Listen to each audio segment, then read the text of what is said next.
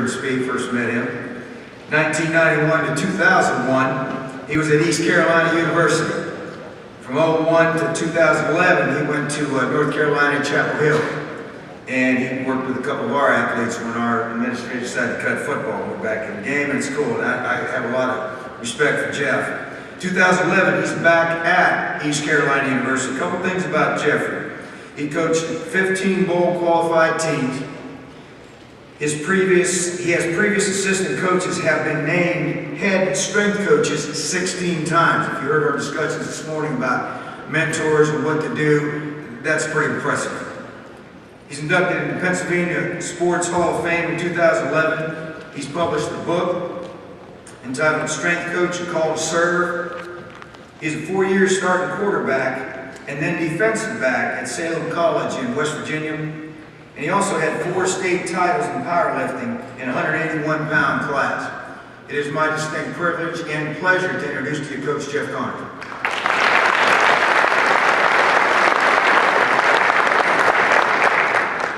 Good afternoon. I want to thank everybody for coming out. I want to thank Ethan Reeve and also CSCCa for inviting me to speak. One thing you might not know about Ethan Reeve is a 2-time All-American in wrestling, and me as a previous wrestling coach, I have tremendous respect for that. So a lot of people don't know that about Ethan. He's a humble man. I want to thank my staff for being here today. I want to thank the equipment folks, Perform Better, for providing some equipment here at Gilman. Run Rocket. I'm a very big promoter of the Run Rocket. We have 6 or 5 60-yard lanes in our facility, and I have a Run Rocket in each lane, and those things get used very frequently. So I'm very happy that they're here today as well.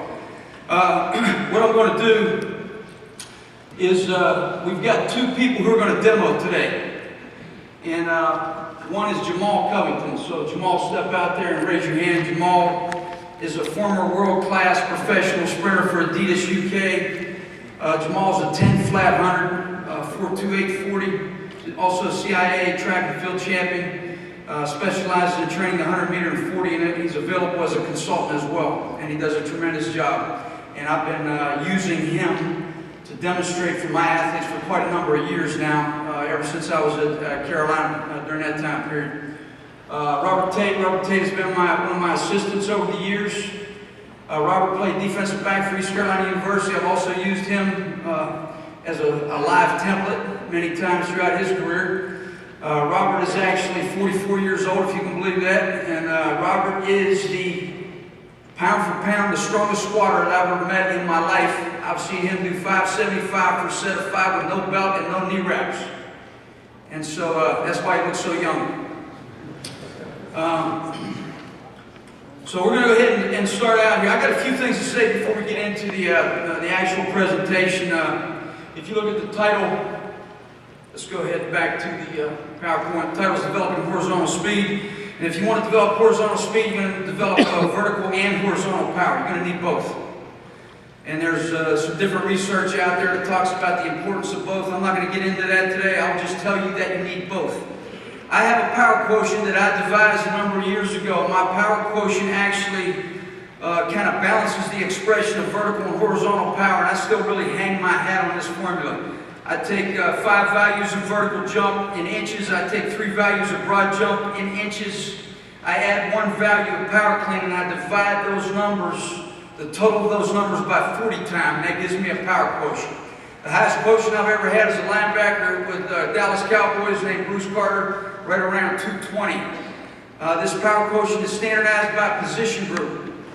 It not only tells me fast twitch qualities of individuals coming through the door, but also gives me an opportunity to evaluate the fact of whether I'm developing fast twitch qualities in individuals from testing period to testing period. So it's something that I use very frequently.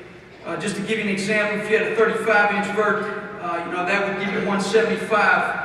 And then if you had a 330 power clean, that would come to 505. And then if you had a 10-foot broad jump, 360, so you can see the kind of an emphasis on vertical power there, which there's a reason for that. And then of course your 40 time as well being significant. these are the things that the NFL scouts always ask me about as well, so I feel very good about that formula in our program. One primary objective of strength development is to target the muscle groups most involved in overcoming inertia, and so we'll talk some about that today. I have a lot of my own ideas where that's concerned as well, but I think we're missing the mark in relationship to all the muscles that are activated during hip flexion. So those front side mechanics are something that I've started to emphasize over the past couple of years, and I think that's helped us to develop speed in our program. I'm currently majoring in front side mechanics and developing muscle groups that flex the hip. Those are very much neglected. I think that football players have common problems, and today I'm primarily talking about football players, and I can tell you that the most common problem with them, as far as I'm concerned, is lower cross syndrome. Football players exist in this position.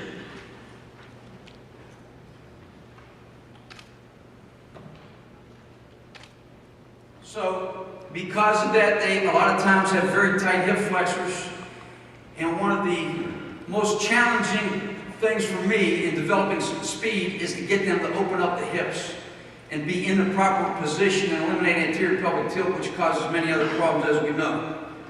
So flexibility is important. We'll talk a little bit about strength. I'll give you my menu for posterior chain. I still believe in the back squat. The reason that I mentioned in my bio today that I had experience in powerlifting, I don't think anybody really cares about that. The main reason that I mention it is because in my career over the last 43 years probably, I believe that I've done about 70,000 reps of back squats. I did 60 today. I feel good, okay? So, but here's what I want to say about that. Back when I was competing in powerlifting, I used to use an exercise called a high bar squat. And I used the high bar squat to strengthen my spinal erectors because I felt like if I had a stronger back, I did lift more weight and I would squat more weight, and I ended up squatting in 181, like, I don't know, 625, something like that. So I know how weight feels on your back. I've strained through heavy weight. And basically, I do not teach the high bar squat, okay? I teach it as an alternative to strengthen the back. But I teach a squat. I like to place the bar directly over the midfoot, which is just under the spine of the scapula, so I'm pushing the weight in a direct line against gravity. And I like to initiate the exercise with my hips out at the bottom. I like to hinge my hips back, drive my knees apart, set my knees over my feet, and basically keep stress on the hamstrings by not moving my knees forward out of the bottom. I drive my knees apart out of the bottom, and I activate the adductors and external rotators of the hips. And so I'm getting glute work, hamstrings work. I'm working a lot of muscle groups with that exercise. That's the way we teach the back squat. Another individual that teaches it that way is a guy named Mark Ripito. Okay? I went and spent about 5 days with Mark. And essentially, I like that specifically to develop strength for speed and overcoming inertia because I'm going to focus on the hips. Okay? So that's very important to me, is to focus on the hips. Other exercises would be front squat, step up, pistol squat, Bulgarian squat, kettlebell swing, barbell RDL, glute ham raise, banded glute lunge, single leg kettlebell RDL, hip thrust, double kettlebell rack squat, overhead squat with a barbell, and a single kettlebell overhead squat. Those are the exercises we have on our menu for posterior chain development.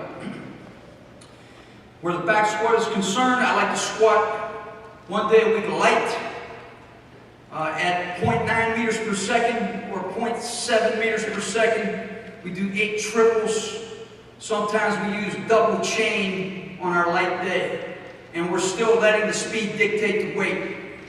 1 day we strain through heavy weight. Okay, so you can see there's a lot of single leg movements in our program. I think those are extremely important. But I also do not exclude the back squat from my program. Okay, so still very important to me. I think it has to be taught correctly. If you look at this formula right here, you see ECU acceleration quotient, the first step being 3 feet. I've got that measured out right here. Add 9-inch increments to 5 additional steps. This pattern has come from many, many years of studying stick patterns. 351 total inches. What I do is I take the first foot contact, I start the clock. I measure the 6 foot contact, either be from the line back or in front of the line, depending on how much space that the athlete has gained through acceleration. My best acceleration quotient last year was one of our tailbacks who took about 310 inches in 1.28. And so in this particular formula, which I basically have consulted with our physics department to come up with over the years, basically what we're doing is we're looking at the amount of time and the distance. And you can actually have a very simple formula. Take distance divided by time if you like. But I think you have to have some way to give your athletes feedback in relationship to acceleration. We talk about acceleration a lot of times, but I don't think we put enough effort into developing it. So what I want Jamal to do right now is go ahead and give you about 2 or 3 reps. And you can see what acceleration is supposed to look like. And while you look at that, you can also take a look at the cues that I've got on the board, which these are the cues that we use. Eyes in the color. Heels low to reduce air time. Can't push the ground if you're in the air. Put holes in the ground, attack down and back. Okay, you can see that he's taking a lot of space with not many steps in a very short period of time. That's what we're looking for. We want violent arm stroke from the shoulder. We're going to accentuate backside force application. We know there's going to be a vertical component. We think about accentuating the downstroke of the hand with thumb up. We want a definitive hand position. Usually that's an open, rigid hand, much like a track athlete. We want toe up and toe under the knee. Some people want the heel under the knee. We want the toe under the knee. We want a definitive shin angle. We want to stay relaxed to be violent. You can see his arm stroke. You have to have violent arm stroke. The bigger the man, the more violent the shoulder rotation's got to be. That's why your linemen have got to be able to use their upper body when they get from point A to point B, overcoming inertia. You want to punch the knee forward toward the focal point. Avoid overlift. You only need to lift the knee waist high. You want to think horizontal, limit the vertical components. You don't want to run heaven to hell. Okay, so one of the things that Jamal coaches is that back knee coming through. So you may want to focus on that with this rep. Now we're coming out of a 2-point, or a 3-point obviously. Our football athletes basically are faster out of a 2-point. Why is that? Well, one of the things could be they're not as flexible as they should be in a 3-point. They're slow coming out because of inflexibility. Another thing is they're used to moving out of a 2-point stance. So football players move out of a 2-point stance, so that's primarily what we do. So we do this acceleration quotient out of a 2-point with our athletes. If you move out of a 2-point stance, basically what you're going to do is you're probably going to be about 20 degrees from vertical. So you're going to need vertical power. C-grade will tell you that optimally you need about 35 to 40 degrees to optimize acceleration. Well, football players aren't going to get to that angle. Okay? We'll talk a little bit about Kevin McNair's speed. He was the speed cube king. Kevin McNair to me was the pioneer of speed for football. Kevin McNair is no longer with us. I first met him when I went down to visit the Philadelphia Eagles, where he was doing a session there with him, with Ronnie Jones, who was the strength coach there at that time. I brought Kevin McNair into East Carolina a few times, along with Warren Seagrave. Kevin McNair was a guy who really focused on acceleration. He was one of Charlie Francis's teammates on their track team at Stanford. Kevin was extremely knowledgeable. I'm going to show you a little bit of our postural warm-up with Robert right now. And all Robert's going to do is he's just going to run about half to 3/4 speed with eye focus, okay? Eyes straight ahead, don't look down, don't look up, keep the eyes level on a conversational plane as if you're looking at someone else, talking to them. Head position is very important. We are all about posture. We want a vertical stack position that starts with the head. Okay, if we have body lean, it's head to contact, foot it's not bending at the waist, it's about 1 inch in front of the hip. That way we land on a ball of foot, we don't land flat footed and slap the ground. Next thing we'll do is we'll walk with an arch between the scap and the lower back. Go ahead, walk. Okay, just a walk, nice and tall as if he's being measured for his height. He's going to jog tall. Now he's going to pick it up and stay tall. He's going to try to get taller as he runs. Okay, so now, because we're running tall, we've got our hips in the proper position. Now he's going to come back this way, and about halfway through, go ahead and reset, Robert. About halfway through, I'm going to give him a rotate command. He's going to rotate from the shoulder, not the elbow. I don't want to run elbow to fingertip. Okay, I don't want to turn my hand when I run. I don't want a wet noodle. I want a steel rod. Okay, so it's from the shoulder, not elbow to fingertip. I want to bring that hand through the hip so I get maximum force to the ground with the opposite leg. So I want to activate from the large muscle mass in the shoulder. Okay, let's jog. Pick it up, jog. Pick it up. Rotate. Okay, let's do one more. These speed cues come from the Kevin McNair speed system. What we're going to do next is, and I don't want him to think about this cue until he's up and running. He's going to be up and running. He's going to jog, get tall, he's going to rotate, he's going to fix his eye position, and then he's going to think about snapping the foot under the hip. Okay, rotate. Now snap.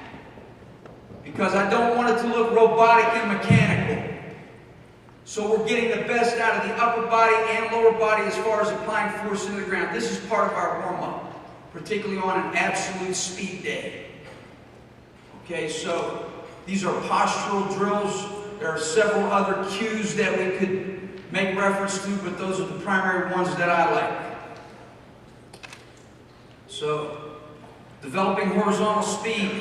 Now what Kevin always said, going back here, Kevin always said, stay with the ground with prolonged foot contact.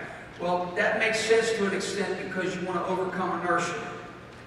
But one of the things that you want to be aware of in the last 20 degrees of extension, basically we're not getting much out of that. The angle becomes obtuse. And so the current thinking is more like coaching impulse and exploding through. We want to stay with the ground, but we don't want to stay with the ground too long. But if we have proper body lean from head to contact foot, we won't have to worry about that component because we're automatically going to have to stay with the ground to overcome inertia. So I just want to make that point. Seagrave always talks about eliminating dangle time, not plantar flexing the foot. Visual cueing, that's why I have these guys here today. I use visual cueing and I like a live template. So elite athletes basically respond from seeing something, a visual cue. That's the best way to cue an elite athlete. And you can kind of look at the research on that. And so, because I recognize that from my reading, I basically always want them to be able to see what I'm expecting them to do. And if I can't demonstrate it, I need to have someone who can. And of course, I've got some athletes in my program that have learned to demonstrate very well. So cueing is important. Talking about the lower leg. Lower leg's going to give you 52% of energy return. This is not any new knowledge. The Achilles gastroc complex, very important. And basically, we want to train to elicit an elastic response. So we do a lot of explosive, short distance, lower leg type of training. We do a lot of pogo hopping or pogo jumping. So basically what we're going to do now is we'll go ahead through the ladder. Go ahead, guys. Little double leg pogo. Now we like to either do single leg or double leg with this, toe up, quick off the ground, obviously, get a little bit of height. Sometimes we'll do this for 30 meters, but we're not really looking for distance. I'm not a big agility ladder guy because my agility is more like position-specific work, but I do think the ladder is valuable for this type of work. We use it a lot for that. Robert, go ahead through there with 1 foot.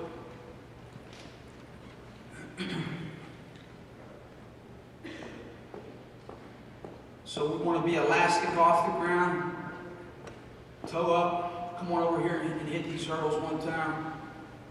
We'll also use mini hurdles, and we have homemade mini hurdles. We have 2 4-inch and 6-inch mini hurdles that we use. And we have a reason for that. We do a drill called Wicked Drill that I'll talk to you about. But we have our homemade hurdles that Matt Select made. You know, he's going to try to get rich off of those, I think. So, see how that rolls. We also jump rope. I think jumping rope is one of the best things you can do. But basically, you've got to set yourself up to get off the ground quickly. And, you know, you don't want to plantar flex when you jump rope. So moving on, coordinating the muscular with great posture. All drills performed in a vertical stack position. Body position dictates muscle recruitment. So we have something called a cross extension reflex action. And we use drills to work the cross extension reflex. The drills that we use for cross extension reflex are scissors marching, different variations of scissors drills, post chops and different variations of post chops, and wall sequence. And the wall sequence we do are nothing like the wall drills that you typically see.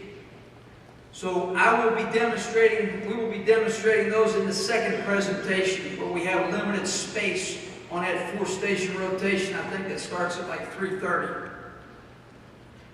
But basically, if you look at a post chop, for instance, and you're thinking about a cross extension reflex, essentially you have one leg up in this position. You're trying to get off the ground quickly as if you're stepping on a nail. Okay, kind of like that. So basically, we want to be in a great stance position with the stance leg nice and solid. And we want to make sure that we've got that leg up in a great flex position in front with great angles and a great knee angle with toe up. So those things are very important in relationship to developing coordination in our program. I think this is an important statement that Vince Anderson made. All athletes should run 100 meters. All acceleration activities and sprints, hurdles, and jumps are a variation of 100-meter pattern.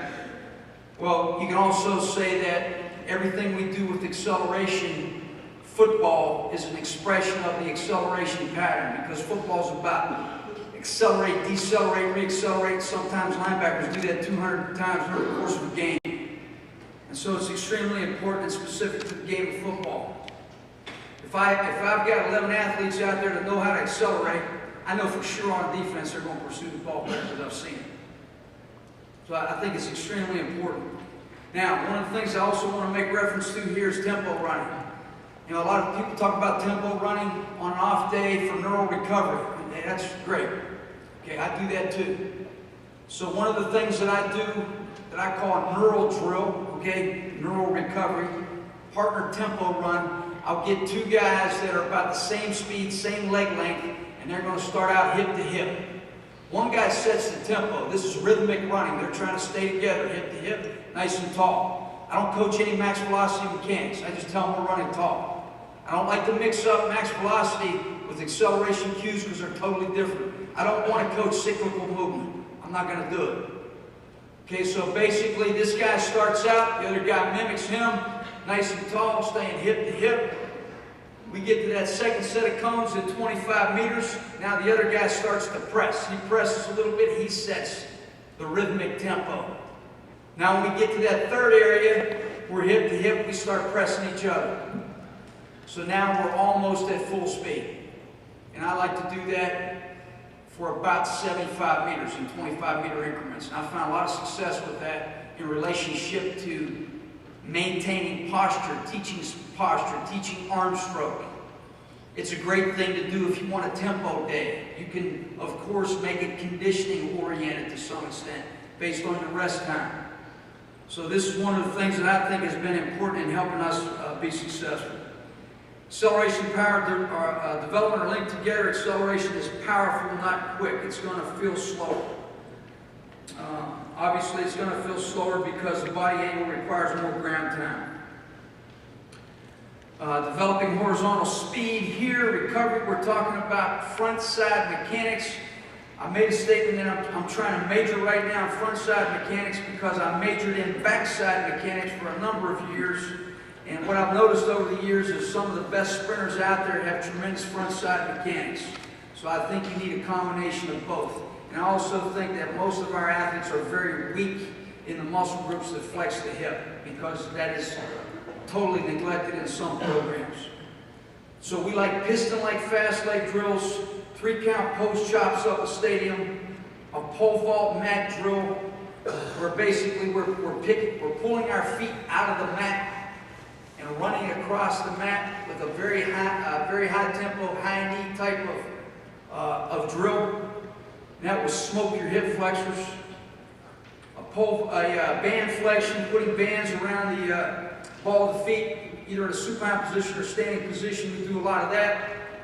Do a lot of reps with that. And then scissors and bend knee skips over hurdles. So if you use regular track hurdles and you do scissors and bend knee skips, essentially what we do is we do that, but we do it as fast as possible because we want to activate the hip flexors that way. So we do it for speed. And sometimes we'll go over 3 and back 1, over 3 and back 1, and that'll definitely toast those hip flexors for you. Also, stadium post chop, the 3-count post chop up the stadium. We take every step, and we usually have a vest, and by the time you get to the top, it is very hard for you to get your knee up to waist high. So it kind of looks like this. Okay? So we like to do drills up the stadium steps. And we think that that definitely has value. We also do a lot of A-skips up the stadium steps. Hip is the crank that drives the motor. I always tell our guys that, some people will tell you that oil is the life of your engine. And basically, I tell our athletes all the time that hips are the life of the engine when it comes to the athletes. So, we do a lot of things to develop the hip. Franz Bosch likes to talk about speed being a whip from the hip. That's where that statement comes from. So muscle groups necessary for speed. You can see the illustration here. I didn't even put any posterior chain muscle groups. Basically, I just wanted to highlight those muscle groups that we use when we flex the hip. And there's about 8 or 9 of them there. And so that should just emphasize the importance of those muscle groups. Hip flexors center the universe in our world. Tight hip flexors shut down the glutes. So now we're talking about the affliction of lower cross syndrome, which I think that a lot of our football players have, particularly initially coming into the program. Glutes shut down as a result. There's reliance on the hamstrings and back extensors, and then back extensors tighten up. As a result, the abs shut down. So if you're familiar with that, that's what I think is the primary issue with a lot of our football players. And we do a lot of things to correct that. We have corrective strategies where that's concerned. And of course, our physical therapists are involved in this as well. 35, 40 degrees optimal body lean. I told you that came from C-grade. Body lean lengthens the path over which we can apply force where the pelvis is rotated downward. There is no elastic energy. So again, a lot of things can happen as a result of anterior pelvic tilt. We're going to block the thigh. We've got swing leg block. As a result of swing leg block, we're going to have momentum with the lower leg, and then we're going to basically hit the ground in front of the center of mass, so we have a braking force that we got to overcome. We also don't have any pre-stretch on the psoas, so we're going to be slower to recover. So there's just issue after issue as a result of that. So hip position is very important in our program. The big 4 in our program is posture, arm stroke, foot placement, and hip extension. Let's do an arm stroke drill. Okay, so we get our blocks. Robert, if you would just put that band around his waist. So we'll put him in a split position just because we want to remind him where his hips need to be. We always want to be emphasizing separation. And so what Jamal's going to do is go ahead with the dumbbells. We'll work arm stroke here. Anywhere from, usually it's just about 10 seconds. I think this really helps our athletes to learn arm stroke from the shoulder. Okay, thanks. So these are the 4 things that we emphasize. I can't say enough about posture. I mean, just about everything we do has a postural component to what we, the drills that we implement. Neural drill consideration. Some of the drills that you'll see today and some we'll demonstrate in the next segment. To improve coordination, the body needs to experience an overload directed to the total pattern of coordination of one of its components. Coordination must be correctly trained in order to convert strength into a practical running pattern. Forms of exercise that closely resemble the motion of running itself will therefore transfer well to running technique. If running is always carried out under physical stress, the athlete will never refine his technique. These are the reasons we do drills. Okay, so it has to be a reason for everything you do. Obviously, when we're drilling, we're not maximizing force into the ground. If you want to get faster, everybody knows that you have to sprint. So you have to have absolute speed days to get faster. We would use these in our warm-up progressions or possibly as drills in one of those days that are not an absolute speed day. We'd use some variations with resistance with these drills. But we find these types of drills to be very beneficial for our athletes to look more athletic and run more efficiently. I don't believe that anybody coming into the program at the collegiate level knows how to run. Not even track athletes. I haven't been convinced of that. One of my favorite things to do now as a coach after being in this for quite some time is to look at people run and fix them. That's what I can do. Okay? Some people will say, somebody asked me today, well, yeah, I want to come see your presentation because you're a speed guy. I'm not a speed guy, I'm an everything guy. Everybody ought to be an everything guy. I'm a strength guy. I want to convert strength to power and then power to speed. But I got to have strength to get faster. Make no mistake about that. Okay, so I'm a strength guy first. Okay, so very important point to be made. I had an athlete this winter who was in my hard gainers group. He's Robert Jones' son. I coached Robert Jones. Robert was a first-round draft choice. Zay Jones decided he wanted to gain weight. We didn't run him a step. He gained 14 pounds. He ran a 4.51. We timed him. He ran a 4.37 under the same exact conditions, same shoe wear, same track, same people timing. Strength, okay? Get strong, and that's going to help you to get fast. I really believe that. Okay, so overload specificity. This has to do with the type of program that we have. The art of training is to simply choose a program by which the product of specificity and overload becomes as high as possible. That's our objective in our program. Specificity and overload. Get the best out of both of them. Overload and specificity are not necessarily mutually compatible. The negative influences of overload and specificity can be compelling in both directions, depending on what type of application you have in your program, those things. I use the central peripheral model. So if you look at the middle of these circles, you can see the game of football game itself. The main thing is the main thing. Right outside of that, position-specific work. Right outside of that, come to balance, change of direction, foot quickness, linear speed. Outside of that, multi-jumps, bounding, then functional overload. Then finally we get into strengthening, conditioning. Now, you can set this up any way you want, but the essence of our program is movement, because that's what we do when we play the game. So I want everything to contribute to how we move on the field as a team. And we're going to have strength to be able to do that. We're going to have hip rotary power to be able to do that. So we use this model in our program. That's how we set it up.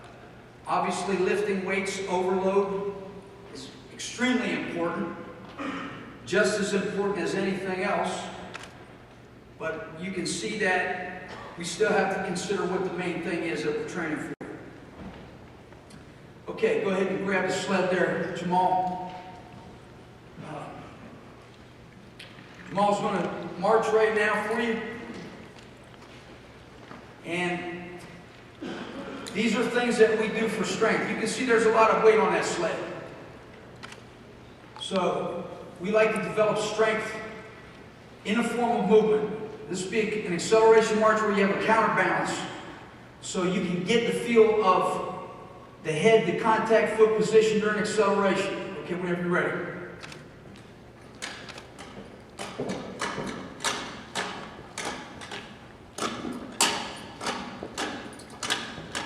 So that's great posture. And we'll turn that around and go right to a low lunge. You can see the force application.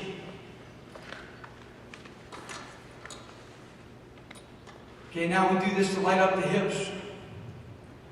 So we're going to stay low whenever you're ready.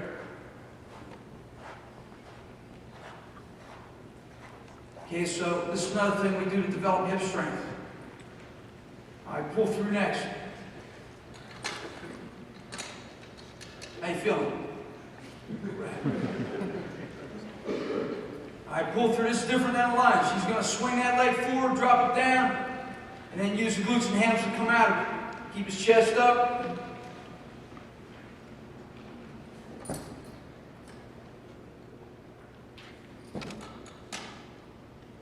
He's going to kind of reset his hips on every rep. All right, good. All right, thanks. Okay, so basically there, we also do a dead man walk. Basically have your eyes even with your knees. And obviously walking the sled that way is going to put some smoke on those hamstrings. So we like to do that. We also do a ton of straight leg bounding. Do a lot of straight leg bounds. Functional hip strength, you can see here, this is our stadium sequence. We do an A skip, then a lunge up the stadium, then a sprint, then a 3-count chop. If we do 3 to 4 rounds of that with a vest, we feel pretty good about that because we got legs that are really kind of trembling as we go back into the weight room. It is not uncommon for us to squat after that. Okay, so I'll just throw that out there. Sandpit, hill, sled, run rocket, those are our modalities. Okay, we're going to go to the run rocket now. I got to give a shout out for the run rocket because we use this thing with all our athletes every day. I guess. What we're going to do now is we're going to do some contrast work. We like to sprint bound, and then we like to bound. And we like to sprint with resistance, and then we like to sprint without resistance. So we usually do three reps with resistance, 3 reps without resistance. You guys can either come out of 2-point or 3-point on a bound. Right now we've got it set on 8. The run rocket goes up to 30 levels of resistance. It goes out to 45 yards and it rewinds itself.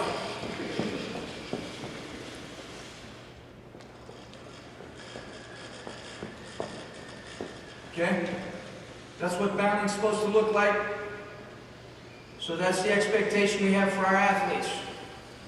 Obviously, we can adjust the resistance. If we don't like the posture, we adjust the resistance down.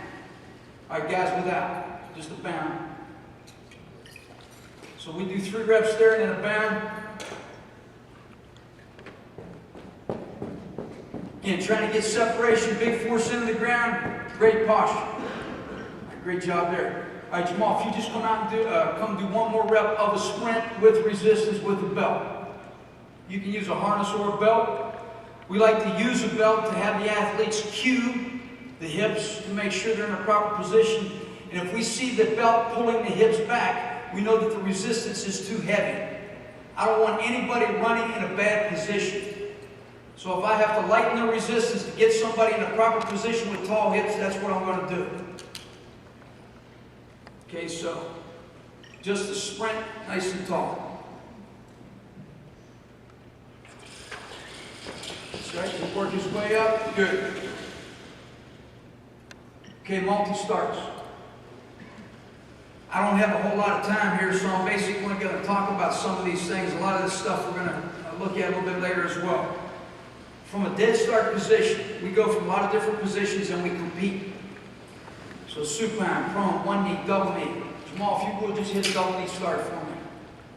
Now this is going to happen quick, so you got to look close. He's going to come out of there very quickly.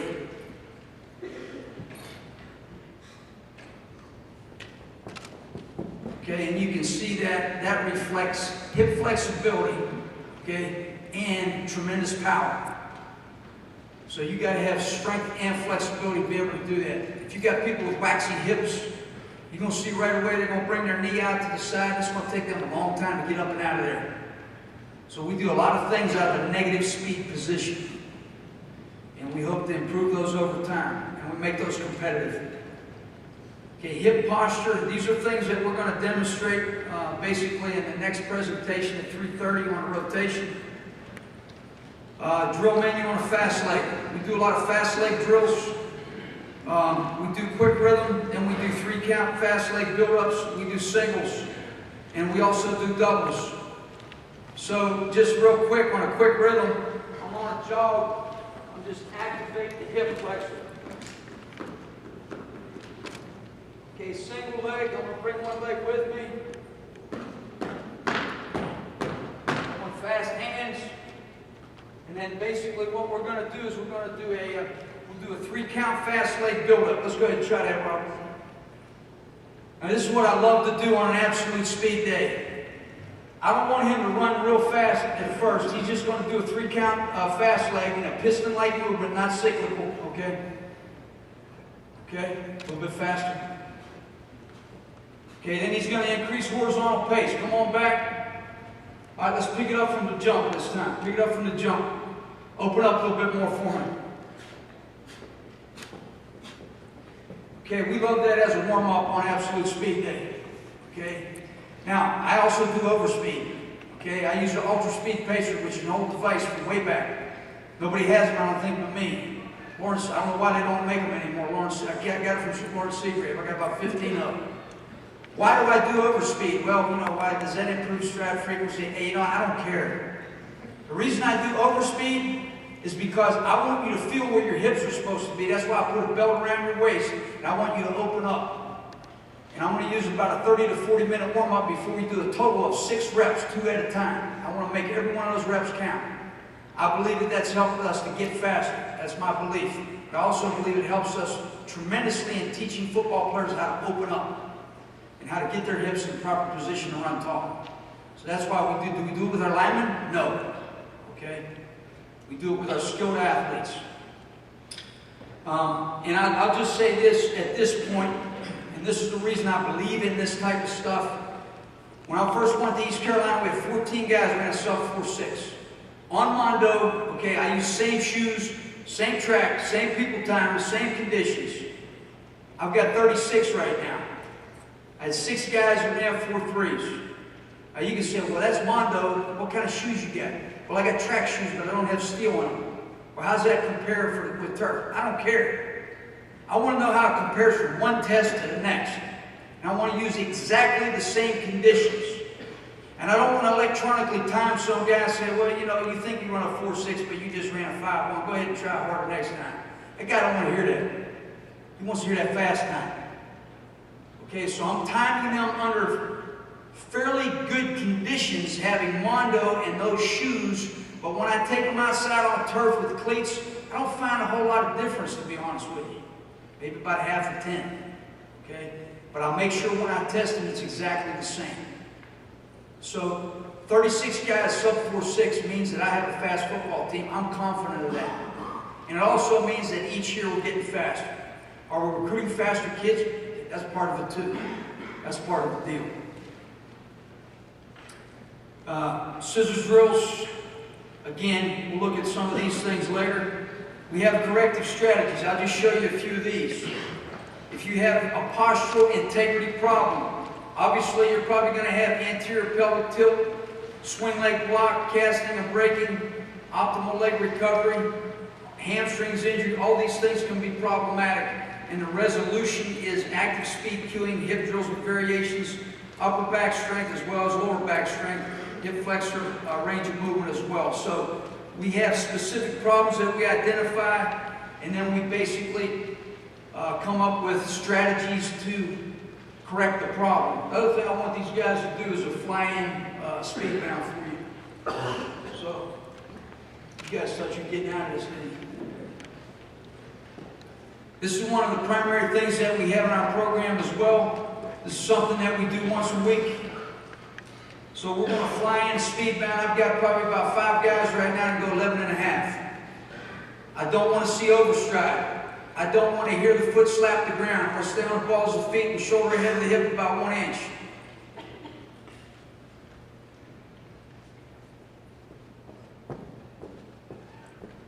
Okay?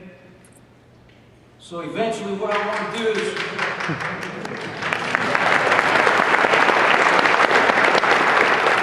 44 years old. So eventually what I want to do is, I want to keep my feet closer to the hurdle. All right.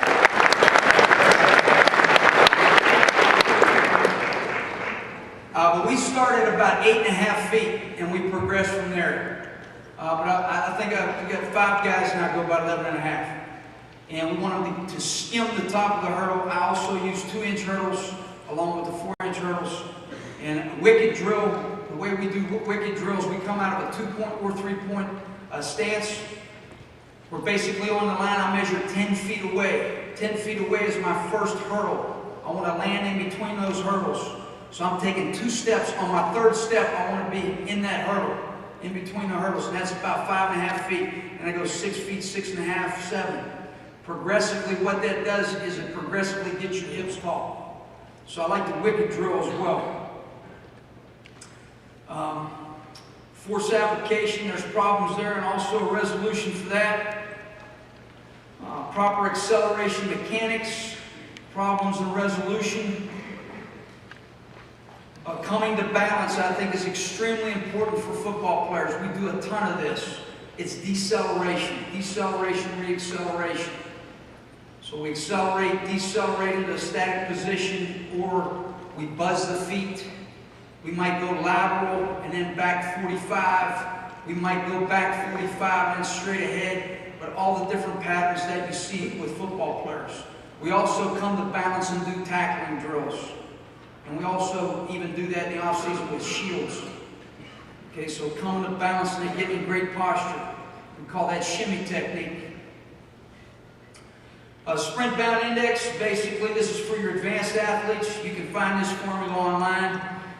Basically, you're counting the number of bounds and multiplying by the time. You count the bounds to the half bound. You start the drill when the first foot contact meets the ground.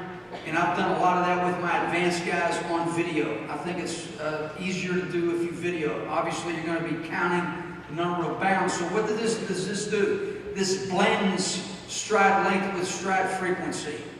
Okay? So this is something that we call blending in our program. It's advanced. Obviously, we do a lot of jumping. We do vertical and horizontal progressions.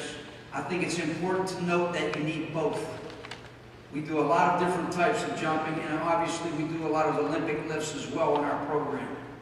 So hip rotary power is very important to us. These are our tempo options. We have partner tempo running that I described, 50-meter walkbacks. We go around the track, run 100 meters. Might have 4 guys in a group, then we walk back 50. Run another 100, walk back 50 till we get around the track. That's another tempo option. Power units, this comes from William Kramer, Dr. Bill Kramer. Basically 2 300s around the field. Then we run 10 40s, then 6 80s, and 10 20s, and 2 300s. It takes about 40 minutes. I give them about 2.5 minutes to 3 minutes between segments. So nothing is really full speed. But again, we're running for posture and we're also getting in shape. And so this would be a tempo day as well. It's tough, okay? So we might start with 6 40s instead of 10, for instance. Tempo 40s. We love to run tempo 40s. We're kind of mimicking a 40. We're running tall and essentially starting in a crouch stance, which would be this. Okay? And then, of course, 110s. And our test when we report is 2110s. Everybody runs 110s.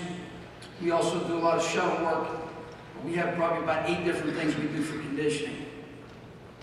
One of the things we do for conditioning is that stadium sequence. 5-day speed developmental breakdown. I got about 2 minutes left here. This is what we do on Monday. Warm-up, overhead drills, multi-jumps, ankle bounds. We go to the wall, we scissors. We do tape drills, which you can see the tape here. That's what we call tape drill. We do acceleration holds. That means we're going to accelerate until our shins get vertical. And then we basically decelerate. That's about 15 meters. We do scissors on command, and we do hip flexor tempo drills over the hurdles that I described. So that's what we do on Monday. Okay, we like to run before we lift. On Tuesday, in a 3-day program, I've got a 3-day and a 4-day program going on at the same time.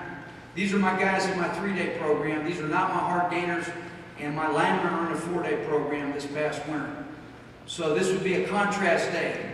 So you can see the contrast work, followed by functional strengthening with the sled, like you saw Jamal demonstrating some of those functional strengthening drills.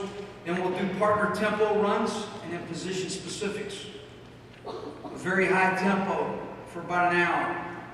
Wednesday, we're back to 2 hours again. Dynamic warm-up, overhead drills, tape drills, 3-count fast leg build-ups like we saw. Flying speed bounding over mini hurdles like we saw. Hop sequencing, usually about 30 meters. Stationary pogos. We bend over and basically stabilize ourselves on one of the barbells at a J-hook. Wicked drill, multi-starts, or run rocket work. You can do a ton of things with the run rocket. You can do anything with the run rocket, you can do with the sled. Everybody needs a run rocket, believe me. Dynamic warm-up, overhead drills, fly-ins. This is the day we do fly-ins on Thursday.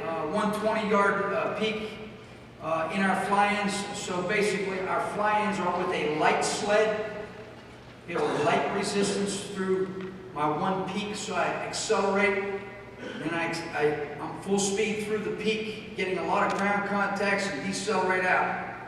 Rhythm 40s with a partner, position specifics, and then overspeed every other week with the ultra speed pacer. Friday, dynamic warm-up multi-jump sequence with a vertical focus. Fly-in bounds with a vest, run rocket with a vest, so we get vertical and horizontal component with resistance. We get both. And then you can see that we may opt to do the stadium sequence that day. We might do that every other week, the stadium progression. So that's basically our 5 days, how we break that up in the winter, and obviously what we do with our linemen is going to be a little bit different. So from a practical standpoint, that's what we do there. In the rotation, the 4-station rotation, we'll be getting into more detail with those stationary drills, the pose chops, the scissors drills. And basically, I can't emphasize the importance in my mind enough of those drills that basically work that cross-extension reflex. I think that's a very important component of your program that you should include. Okay, so I think that's really helped us. Okay, so at this time, I think my time is up. Thank you very much. I appreciate it.